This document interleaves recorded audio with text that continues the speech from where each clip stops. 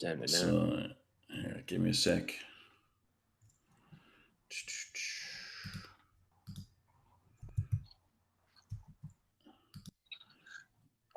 Thinking we need some different kind of intro music today. How about this?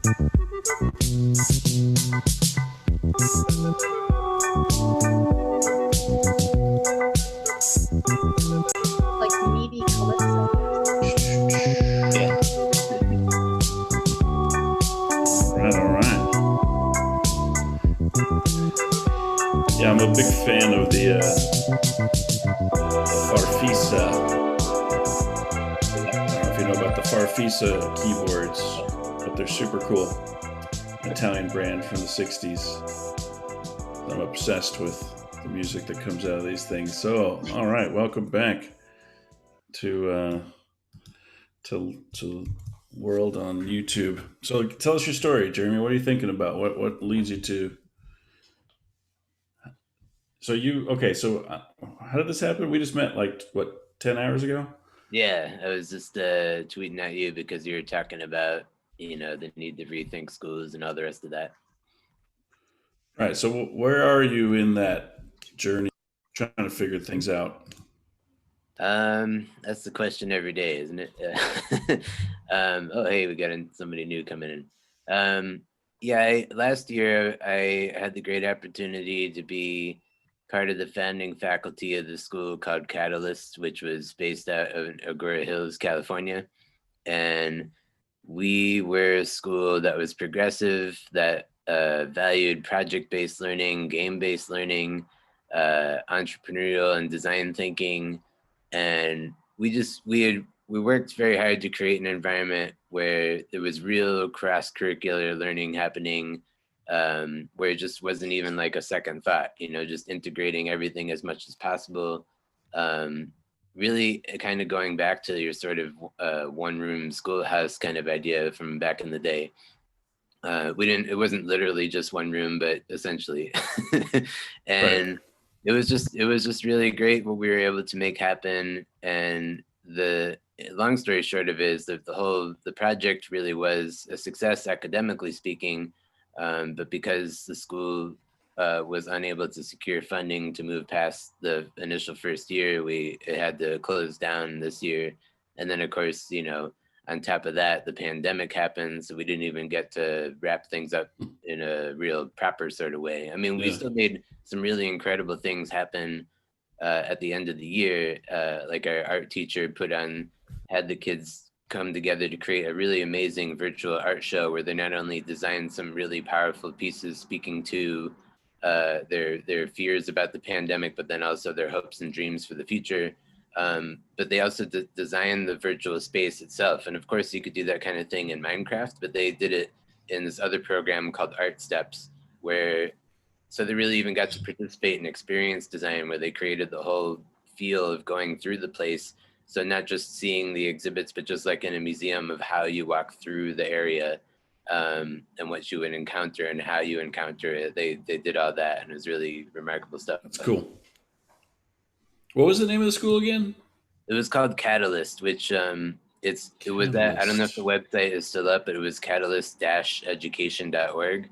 And it was connected to the Sycamore School in Malibu. I was about to say. That isn't that Ted and AJ. I was like, okay, yes, I know them. Yeah, yeah. Yeah, it's Ted and AJ and Christy also. And Right. Ted and AJ, they worked at the Playmaker School, Right. which is Sure. out in New Roads, and that's Sure. how Of course. I met them at first, because when I was in between teaching jobs at that point, I worked on game desk on the research and development side. So Got it. yeah, So you know Joe Wise. yeah, it's funny Yeah. that you know them too. Yeah. I It's was only working at that New circle of Roads. people, I guess. Yeah. I was over at New Roads for 13 years working there. Oh, okay, wow. Yeah. Okay, got it. Yeah, Catalyst. It sounds familiar. So that's interesting. So what? Why? I just sort of imagine that what you just described and creating an immersive space to walk through and be a part of an event, I mean, that still has great value, and we still need that. So, like, even if you're not attached to a school right now, like where, like that could be its own school. Like that alone could be a school, a place to go and visit and make things happen. What was it called again? Art Steps? What did you Yeah, say? I think the program was called Art Steps. It was all one word. Uh, uh, Never heard of that. I don't know if it's Can, artsteps.com or .org, but yeah, huh, interesting. it was very cool. And we did other amazing things. Like we used a lot of this digital portfolio and blog platform for students called Seesaw, which you guys might be familiar with. That was really great for Yeah. having the students be able to post their progress as we that was the main thing that we emphasized the whole time, was process over just Mm-hmm. racing to the end and the final result. Mm-hmm. Yeah. Right. Cool. Interesting. Ehor's in the house. What's up, Ehor? Hey. Oh, okay. So, you're muted, buddy. Was unmuted at the time. I'm now officially muted. Not much. I was playing some pickleball this afternoon. So I'm kind of just got back. And so that's a big thing here in Florida, you know. It's getting popular all over. Yeah. Yeah, you don't really use pickles though, right? No, they don't. There's a long story to why it's called pickleball, but it's my cousin was just playing that the other day. It's funny. No kidding. So Kings, we haven't heard from you guys in a while. So what do you think about what Jeremy's talking about?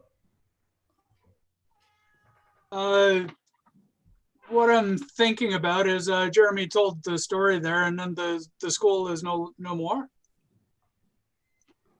What? Sorry. Is the school no more?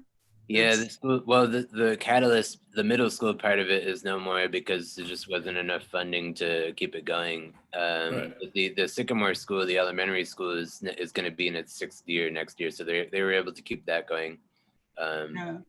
What I'm finding interesting about it is, like I think about 12 years ago, we had a big group of students who were very credit poor and probably weren't going to graduate, didn't like coming to school. So principal came to me and said, Tim, you're handy with computers, you're good at art. Would you be willing to do an integrated digital arts kind of course? And we'll work the English and math into it. So it brought it all together, like you were saying there, Jeremy. So it's this, whole holistic approach rather than by subject area. And by the end of it, out of the 24 kids we had in the program, 17 of them actually got the credits. And prior to that, they were averaging about a 6% finishing rate. So instead of out of the 24, maybe 2 of them getting through, 17 of them ended up graduating. Wow. So sounds like a fantastic success, right? Yeah, it really was. And anybody who came to visit and see the students when we were, before the pandemic, when we were physically on campus and we got to have these exhibitions where the kids just showed off everything they were able to create and produce and accomplish. Everybody who came to visit was blown away and said, like, yeah, this is exactly what middle school should be, or high school. We didn't have a high school, but I mean, you get the idea. And everybody, it felt like what we were doing was not really like a revolutionary thing, and yet it is, because or the systems or the powers that be and other whatever is doesn't enable teachers to just do their job. So well, and I think that's exactly what happened with us, because we had this great success, and you can guess what happened the next year. Yeah, they canceled it all. It was all canceled. It's never happened again. And we've gone back to just failing a lot of people. So I wonder when it comes to things like that, because I think that those things must pop up all the time. And then what happens to them? Because I think the powers that be, like you said, are like, whoa, this is not making us look good. And then, the hammer comes down and it's all done again. I figured by now I'd be 10 years into developing this program, and it lasted 1 semester.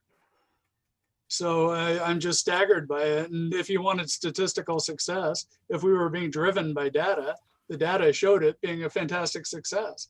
But that doesn't seem to hold any traction over status quo control. And I feel like that's maybe where the money is. Well, it wasn't. I wouldn't go as far as to say like anybody from the outside was deliberately like seeing us and sabotage or like threw the hammer down. Not so much for our specific case, but like just more in a general sense of like school systems. But like, yeah, I hear you for sure. And it's just it's very frustrating for sure. And it's been very frustrating for me personally over a little over a decade now that I've been in education, and coming into it originally as wanting to be an English teacher. And I did get a degree in educational technology, and at not one but two different schools taking advantage of that and making me be more in an IT administrative role because they didn't understand or didn't want to understand the difference between those two things, and just didn't have a handle on what to do with technology at all. And for sure, like it sounded like you had a similar experience, but like trying to teach, being put in a position of having to also teach like pre-K through 8 and also do the IT stuff at the same time is not recommended. Yeah, that sounds very typical for how things go until somebody decides that we have to have a division of labor. Yeah. Um, So at least for me personally right now, that's where I'm really stuck in trying to figure out what to do next, because we're also in the middle of a pandemic. So it's like, now what, So, but the only thing I know that I'm doing next is I have been producing a educational series on YouTube called Engage, which focuses on game-based learning. And that's at youtube.com/engage show. So you guys can check that out. And I haven't been able over the years to produce it as consistently as I've wanted to, but now that we're all quarantined and whatever, guess what? right. That's true.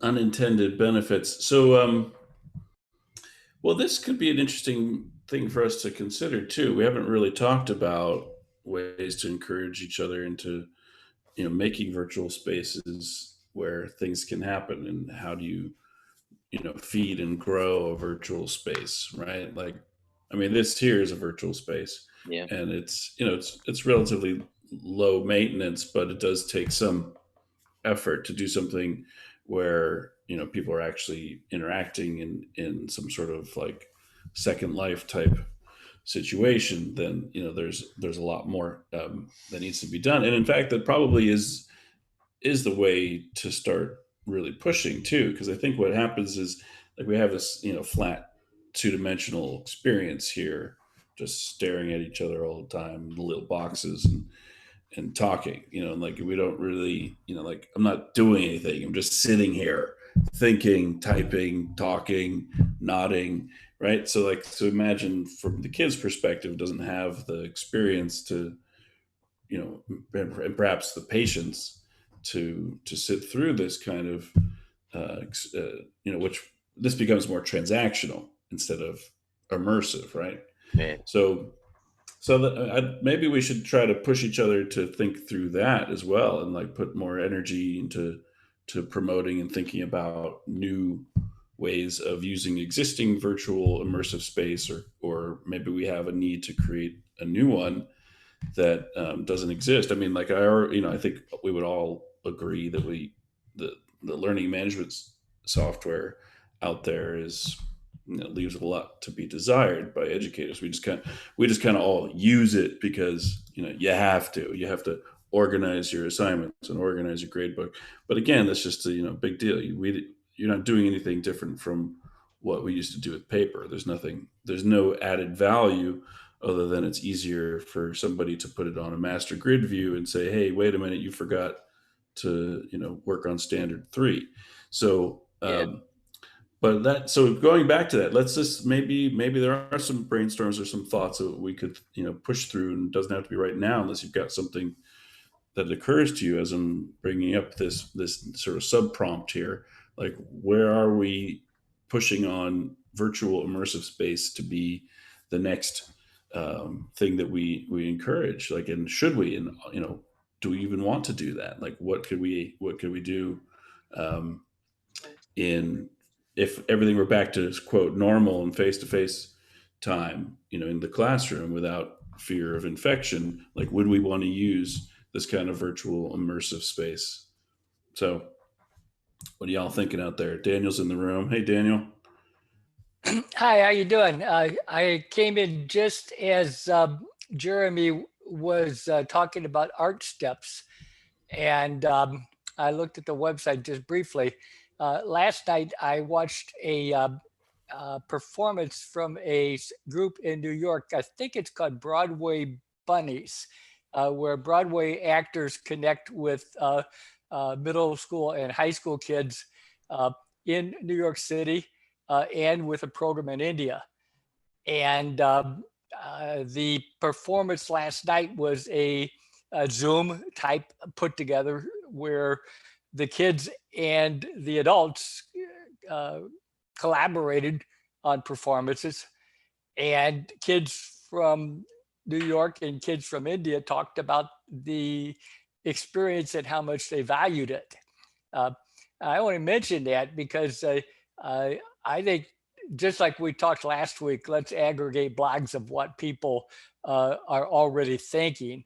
I've been aggregating links to youth organizations in Chicago and around the world for a long time, because if someone has that information, that other people can go and look at what other people are doing and join them, be inspired by them, copy them. We don't need to reinvent the wheel if we're aggregating all these good ideas and calling attention to them.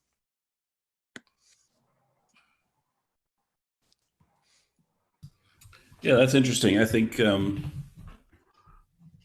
yeah, but I guess while I like that, I think I'm also trying to look for like ways where we push out and expand what we imagine are the possibilities here too. Like I think that Imagine it's like I point to like 2,000 links on my website. The role of people like what you're talking about is how do you facilitate and understand? In other words, if you think of a figure eight, on one side is the content library, on the other side is the world. In the middle are people who facilitate activities that draw people from one side to the other side. mhm. That's platform-based work that isn't really being done very well in many places, I see. partly because of not having the motivated to do it, maybe partly because they haven't found the aggregators of the information to look at. Mhm. If you think about it, there's schools all over the world and non-school programs where people are doing some pretty creative things. But most people don't know about what all those other people are doing. Yep. And most people won't take the time to find it. But if some people are collecting some of that information and other people are taking on a facilitator role, it's that the facilitator group of people that has the potential to draw more people to those ideas and help them understand how they might duplicate them in different places. Mhm. Yeah, that was very much the kind of project when I was at Game Desk years ago. We were trying to put that kind of thing together actually, and but it for whatever reason dissolved. Like it didn't hold ground. But there's absolutely still a need for that sort of service. Is part of the reason why I started Engage as well, is because I was and I still am trying to promote people, whether they're educators or game designers or whatever, that are doing some really cool things. Like the first person in the first episode that I interviewed was Aaron Vanek, who I'm still in touch with, who at the time had a nonprofit called Seekers Unlimited, which was developing educational live action role play, or LARPs, just like they do it in the school over in Denmark called the Asterskole, I think, if I'm pronouncing that right. And just, raising awareness about that kind of thing, like you said, Daniel, like, yeah, like just there's so many great resources out there that people just don't know of, or you can't really Google something if you don't know what to type in. Right. And so what I add to this is I use geographic maps to show spatial areas, whether it be Chicago, New York, whatever. I add overlays to that showing demographics of indicators of need, poverty, poor schools, violence, whatever. And then add on to that icons showing where different organizations are doing things with kids. If Interesting. anyone could be bringing up a map of their community. And so, for instance, if you're looking at Art Steps and Art Steps, wherever it may be really good at what it does. Other people could be pulling up the map of their community and say, why don't we see a bunch of flags on this map having that type of program in our community? Yeah. If you think this is worth doing, now let's talk about what it takes to make it happen. Well, where can we find that? I'll give you my link. Yeah, pop your link in the chat. Yeah. That is interesting. You know, I guess we can sort of create this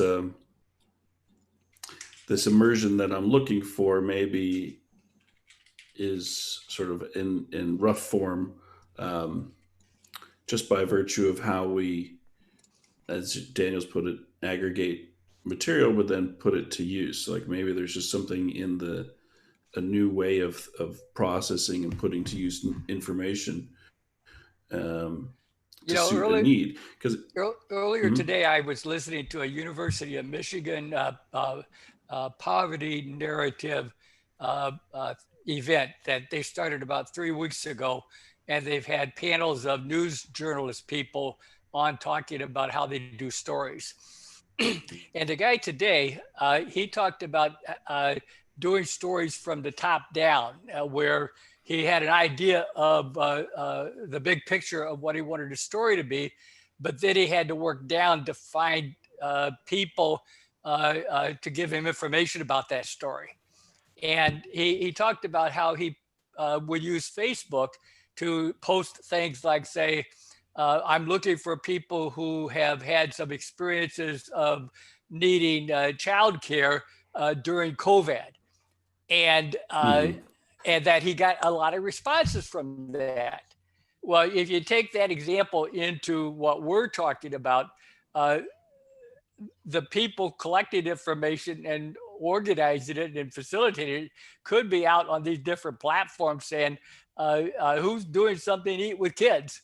Trying to mine that information and pull it into sites. I mean, my platforms are really old and they're built with manual labor.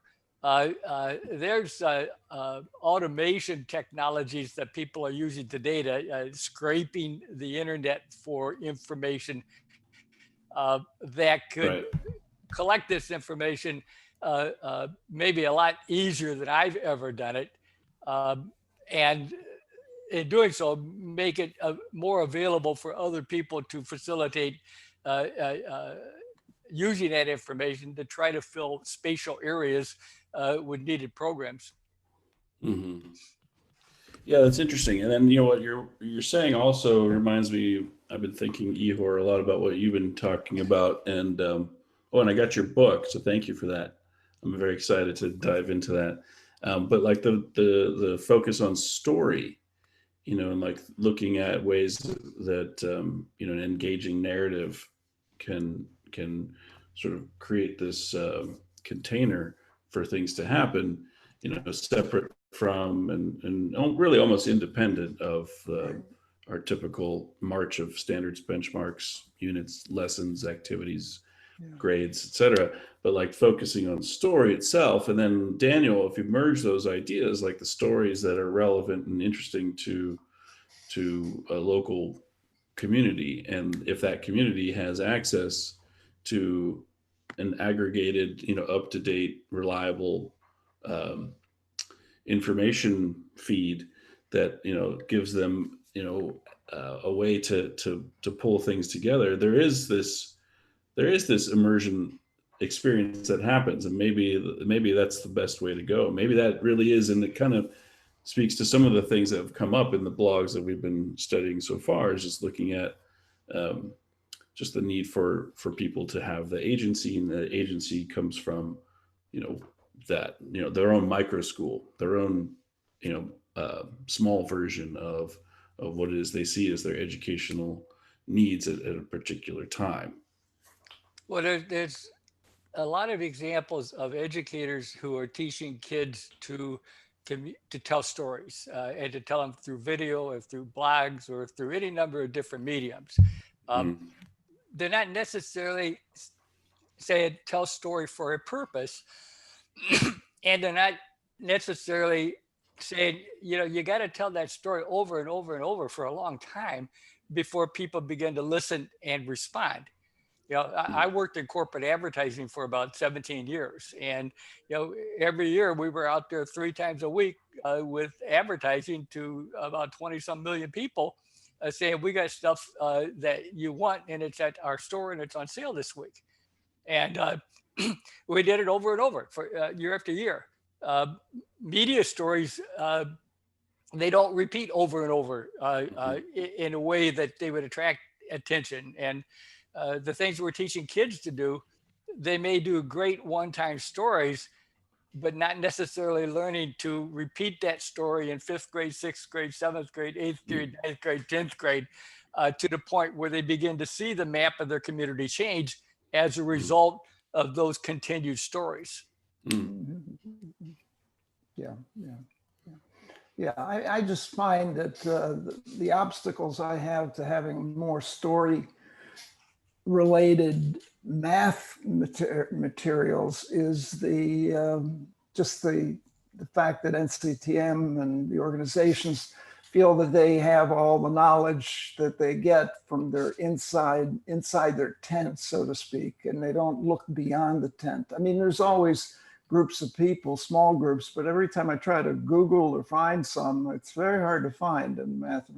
I think you have a lot better in almost every other area because the stories relate to whether it's language arts or whether even library science. I mean, it's powerful medium. And I always, when I'm trying to learn something, I try to find something that's written in a story-like format because it appeals to me, and it's more interesting than just reading Wikipedia, for example, which is sort of the boring version of everything in the world. But God, I wouldn't want to give it up because it answers all my questions most of the time, or at least an attempt at answering your question. So yeah.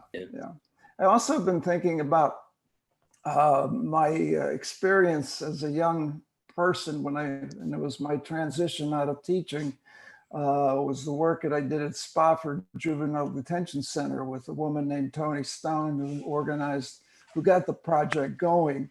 And so we went in there and went into a prison and with kids and working with them. And what was interesting about it was the fact that the teachers for those kids were dynamic. They were really animated, and I had a good time. I thought I'd be scared shitless, but on the other hand, I really enjoy the process. And I think that it's a matter of creating an environment where kids can engage. And it doesn't have to be classroom. I think there's going to be much more outdoor stuff going on because it's just healthier now to be outdoors than to be indoors. So there are going to be strategies that are open for things like reading, storytelling, getting more involved. So in all areas. Yeah. There was the whole, when running humanities at Catalyst last year, the whole overarching question was that I had the students look at the whole time was, why do people tell stories, and why do people choose the way to tell the stories that they choose? And why does somebody choose to make a book, or why does somebody choose to convey their story in a video game? I mean, we took a look at, I don't know if you guys are familiar with Heart Machine's Hyper Light Drifter, but it's a video game that's similar to like the original Legend of Zelda in that it's a top-down view of characters running around, but there's no text in the game whatsoever. There's just once in a while there's certain imagery, but otherwise there's no text or no sound, nobody talking, no voice acting. but just a lot of very powerful imagery that leaves you to fill the gaps in with your imagination, just like the game Journey, or Abzu from that game company. So, which is literally called that game company. I'm not just saying that. So like, you know, stuff like that. And these, that is the name of their company, is that game company. But stuff like that, you know, and that really went off like gangbusters too, because of course, you know, the kids are into video games as well. And like, you know, Minecraft is fantastic, but not everything is Minecraft. So, right. yeah. Yeah, you know, the other thing, and then this is something that, for those of you who met Joe Wise before, well, Jeremy, you've met him in other contexts, but he comes to the group sometimes. When he and I were working together, one of the things that we were trying to develop was a community library where there would be, you know, the students would create artifacts. Teachers could too. That would be, you know, forever part of the texts that could be studied, right? The documents that we created would the work, and that would sort of answer the question that, you know, I was always struggling with when I was in high school, and I was, you know, I was that pain in the ass kid in the math class. Like, why are you giving me, you know, like, I would see everyone's name who checked out the book before me for 10, 20 years. Like, look at all these people who answered the same questions. Why am I answering this question? You've already given it to 10 other people, the same exact book. Like, and I'm sure nationwide, this is, you know, millions of kids have answered the same questions over and over and over. And so like to then source ourselves as a way to create questions and problems and documents and artifacts that then we could study, you know, has always been so fascinating to me. But it seems to take an enormous amount of effort. And like Jeremy, this is why you're struggling where you're like right now, like who's doing what you're looking for. Like Ted, AJ, and Christy were probably the only people here in LA doing something like that. So, you know, it's really hard to find that group of people that run a school that are doing what we're trying to talk about here. Yeah. And that's it. I mean, it's like the struggle of it all too, is like, I'm certainly not looking to, you know, make a ton of money. I would just like to be able to pay the rent, and that'd be great. You know, not really asking. Paying the rent is a good thing. Yeah, like not asking for much, but you know the feeling. So what has anyone done something like what I'm trying to get at here too? Like, have you used student? I mean, I know, you know, like whatever, there's peer editing and there's group work, but I mean something radically different where like the texts that we study came from previous years of students working through their version of the class. Have you ever attempted something like that?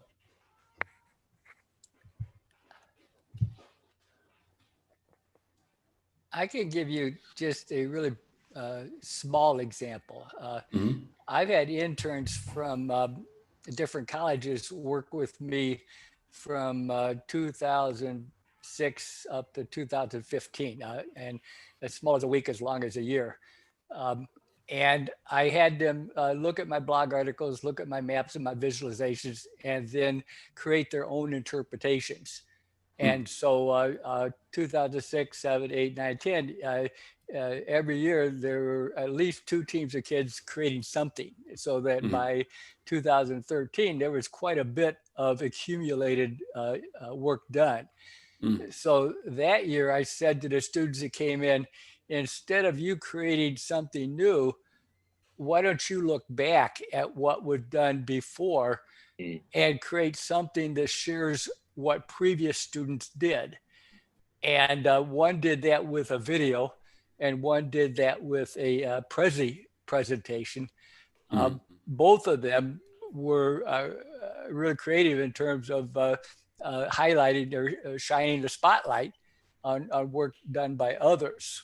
And while that was just a one-time deal, as an example, it's something that could be a starting point. Right. Yeah, we had, so I ran a nonprofit youth program for 35 years. And we often had businesses come to us and say, we want to do a volunteer project on such and such a day at your location. What do you want us to do? And we're always scratching our heads saying, what have we got that these people could do on one day that's meaningful to them, meaningful to us, and doesn't waste a lot of time. And it was always difficult. But I kept saying to these people, if you do this all the time, why don't you build a library of those things that you did before? And then when you want to go out and do something the next year, look at that library, look at the things that you did that you liked, the type of organizations you did it with. Then you could call me up and say, hey, Dan, we did this with so-and-so a couple of years ago. We're going to team of people that would be willing to do it with you. Totally changed the game. No one's doing that I know of. But there's so many organizations that are encouraging groups of people to go out and volunteer time and talent, and it depended on the agency to figure out what they could do, when in fact there's a whole accumulated body of past experience that could be drawn from, not only to stimulate what they do, but to stimulate doing it better every year. Right. Yeah. Yeah, it occurs to me that we're relatively inefficient this way. I've been thinking that part of the problem is that a lot of us came through the education system with sort of the status quo model, and maybe we don't need to start with the kids so much as we need to start with the adults again and teach them the joys of game-based learning and inquiry and learning for the sake of learning.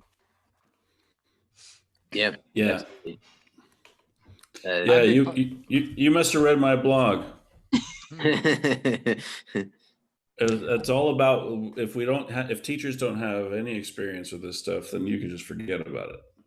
Yeah, I popped a couple of links in there just because, like, even in the remote learning situation we were in this year, I feel like we were still able to get to that authentic collaboration, peer feedback piece.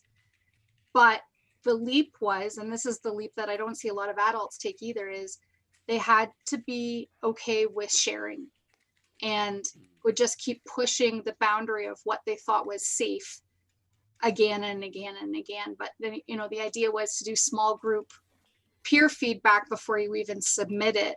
But then as soon as you submit it, you post it in sort of a public to the classroom way, which invited feedback. And I mean, the feedback started as cool poem, dude, but eventually became more rich, right? Because over the practice, it became better and better. The dream that I've accomplished in other years face-to-face was that our writing would inform what the art classes are doing. And Tim and I had one experience this year where in his game development class, one of my students volunteered to write the character bios for the games, so it took off that way, right? But in a sense, I would love, maybe as Jeremy was saying, for that to sort of be more organic, for people to find each other, because there's always a network of needs and wants and a portfolio, as Daniel was saying, of things that we've done that were cross-curricular and big and successful before.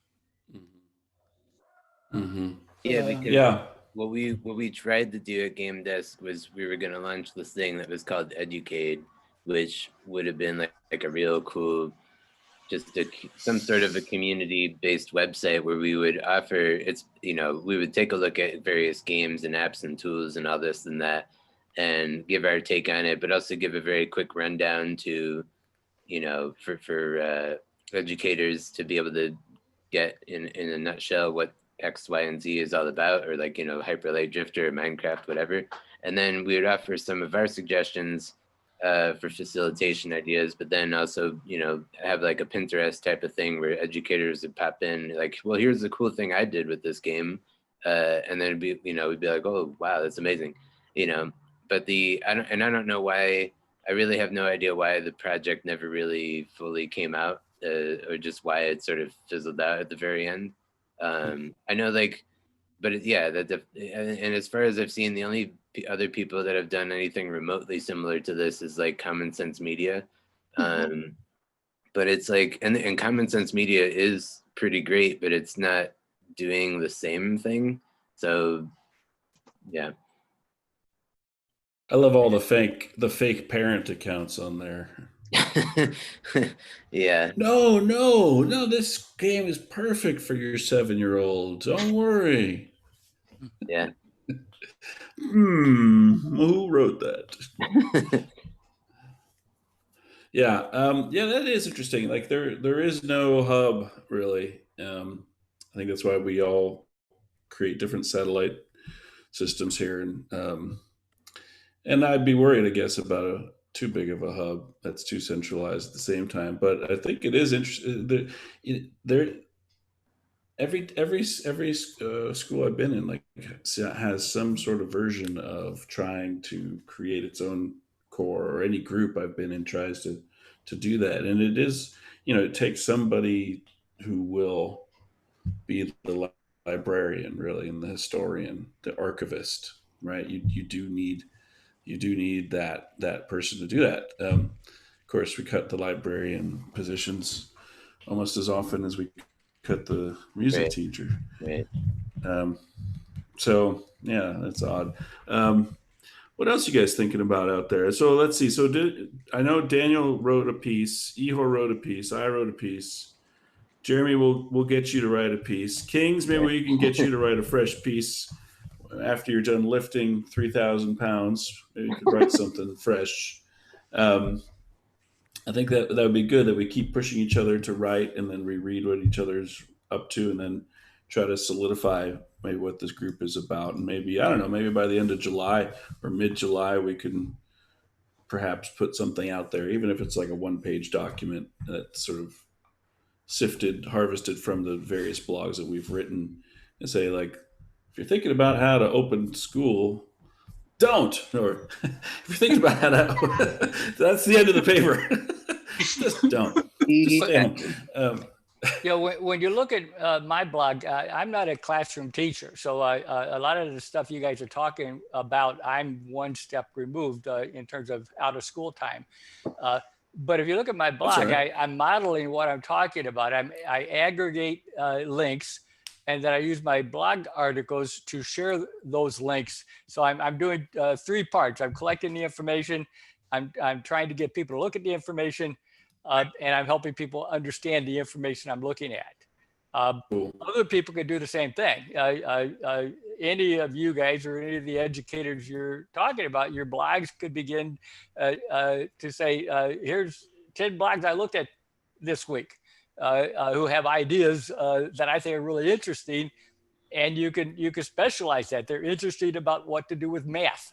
They're interested about what to do with gaming, or with writing, or with music. That's 4 different types of focus.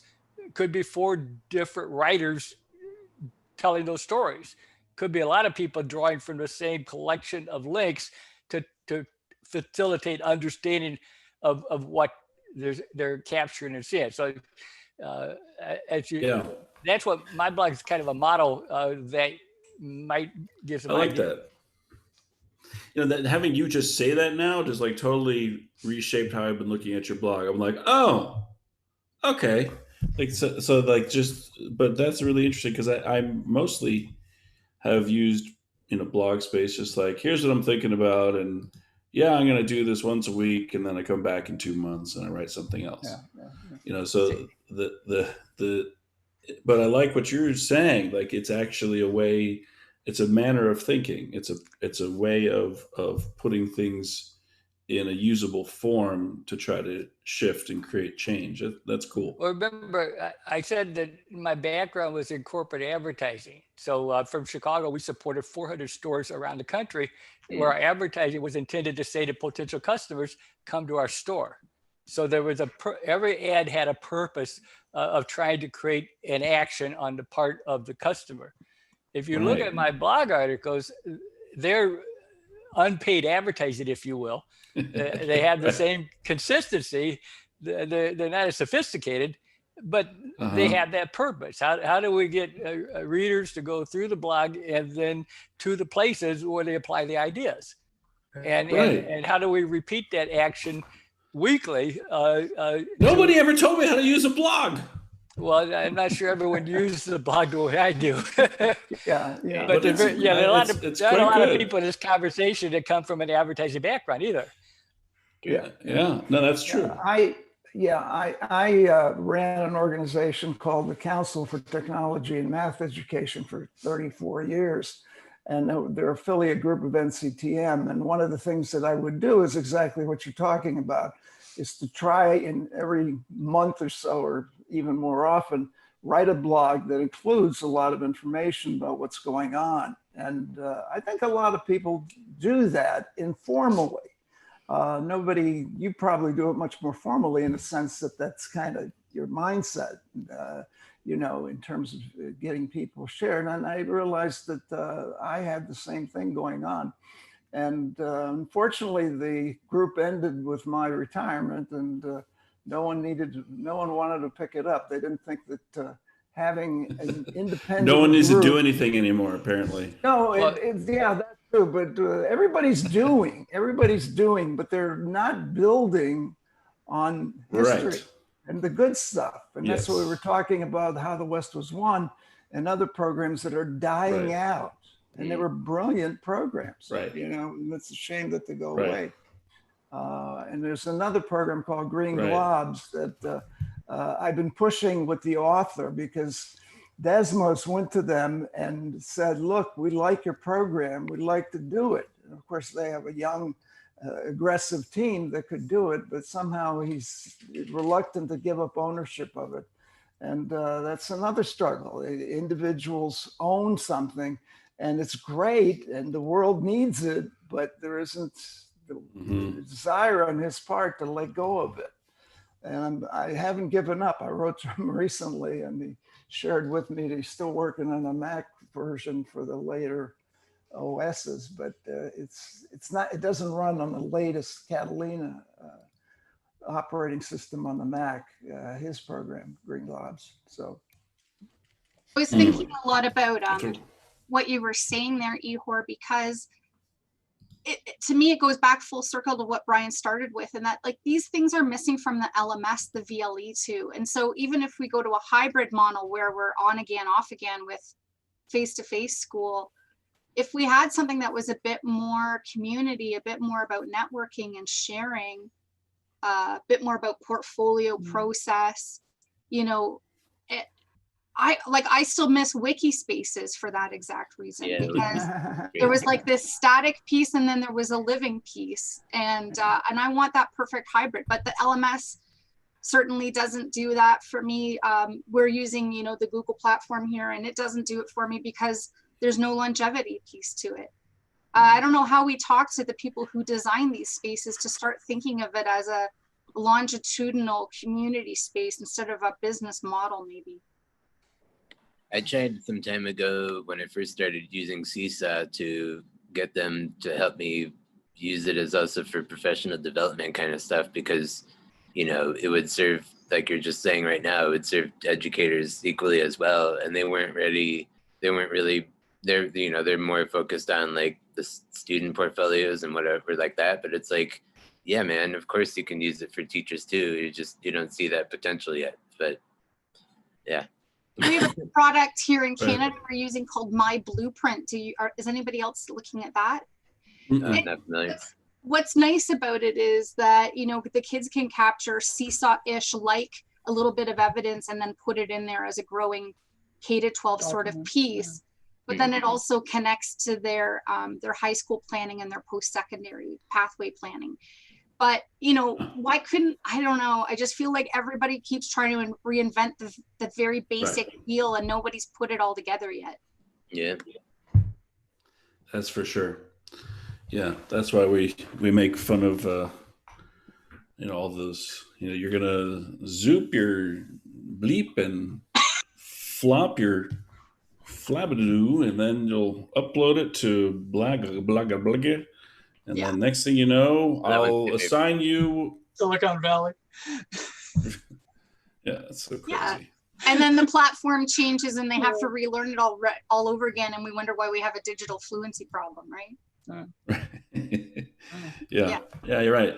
Well, everyone's sort of, I mean, it seems like, I think part of it too is like there's a lot of venture capital that races to product, and then, you know, they launch, and um, things just disappear pretty quickly, or weren't really that great anyway. And I mean, when Snapchat first came out, like that was pretty fun. And then I started getting bored, and then I thought, well, but the kids are still using it, so how could I somehow have the kids write an essay in Snapchat? Can we do that?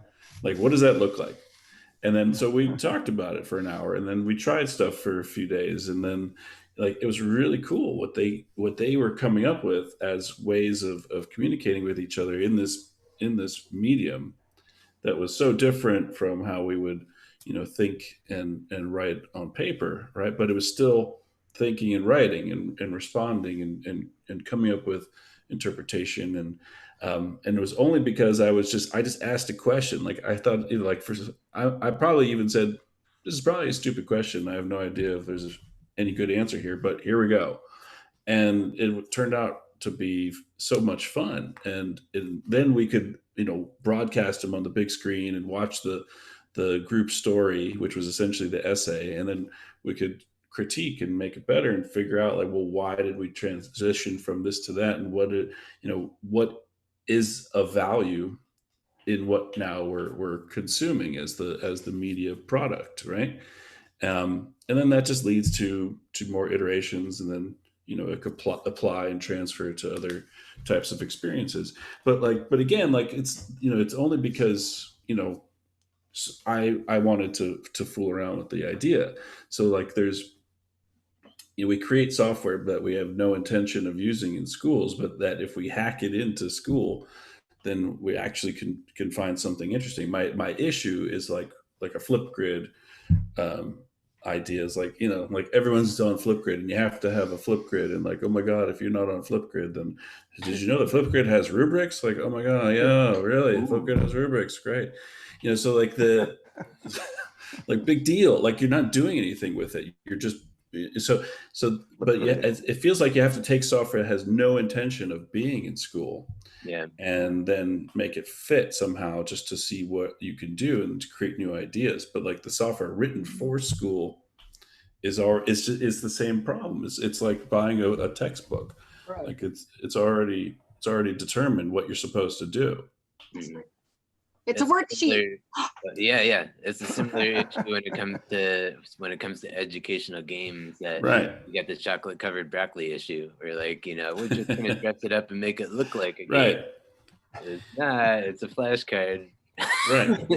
Well, let's make a game. Like Ihor, you and I are supposed to be making a game. We'll find some time soon, but maybe we can get Jeremy and everyone here to help build this game together. Like make something new. I've been doing a lot of programming in Scratch, which is Scratch is good. Yeah. It's I'm not don't crazy tell Gary about it, but it's I said don't tell Gary. Gary, I think he's off busy getting ready for his session. Don't tell him you're using Scratch. Don't tell. Shh. This is not on YouTube. But using the others, you isolate yourself because it's a limited audience. Whereas with Scratch, most people that it's a big community are familiar with it. Yeah, so it's a big community. But he's having a session with Dennis Lidke. I know you're all going to go, right? Yeah, I'm gonna go there if I don't get kicked out of here. My wife may have something to say about it, but I'm going to try. Just make a big promise. It'll be all right. Yeah, right. So, okay, so then maybe we should wrap up. I have a couple things to do in the next hour too. So I'm thinking like some big stuff still ahead. Big, so I'm if you haven't written a piece, so Jeremy, if you're going to keep coming back, I hope you will. You're welcome. I'd love to see you, write a piece that you could share with us about some of the things that you think are worth keeping in school, or things that are not in school that you'd like to see in school, and how you came up with that stuff. And then I'm actually gonna vlog on that subject today. What I learned at great Catalyst and everything, at least the first bit of it. So cool.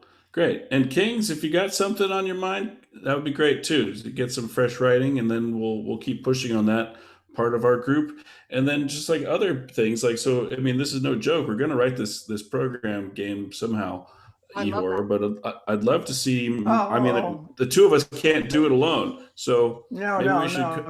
no. But, So let's work on that too. tempting. Yeah, let's just Okay. put it out there, and to everyone here, you're all invited to help write a new game Okay. that we can have kids I'll use for. take an initiative on it. Okay, all right, very cool. And then Daniel, I'm gonna go take a look at all of that stuff you just posted, because sometimes I just need a little kick in the butt from like a totally different direction on how and why I should have a blog. And so I really like what you're sharing today. That's cool. Thank you. And Jeremy, I'm going to go play a whole bunch of that game company games. Yeah, Journey, and check it out. Nice. And Nice. I put the link to the YouTube show in the chat as well. Check Thank it out. you. Okay, cool.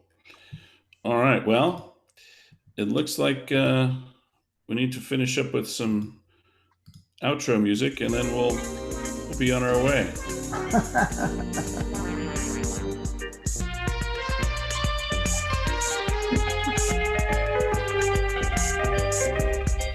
If you want to know what this is, I'll post it in the chat.